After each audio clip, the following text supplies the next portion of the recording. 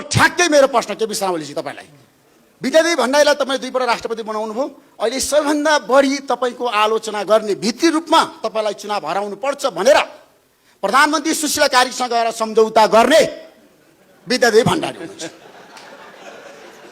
अब तपाईँले चुनाव जित्ने आधार मलाई दिनुहोस् कि त तपाईँले 27 गते उद्घाटन सत्रमा ल मेरो अध्यक्ष फलानु भनेर केपी शर्मा ओलीले चाहिँ अगाडि सार्ने त्यस्तो नेता एमालेमा को छ आजलाई घोषणा गरिदिनुहोस् त तपाईँको उत्तराधिकारी केपी शर्मा ओलीको।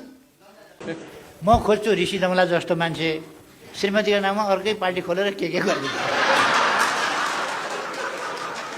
अब परेन फसाद।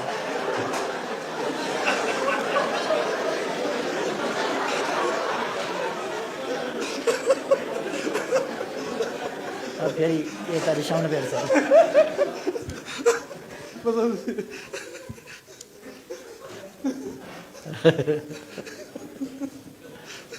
खै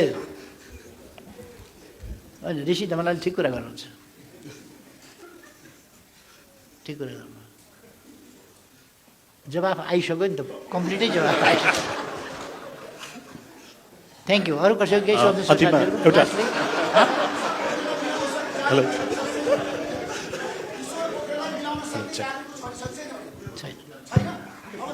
जादु गरेर राजनीतिमा हुन्छ।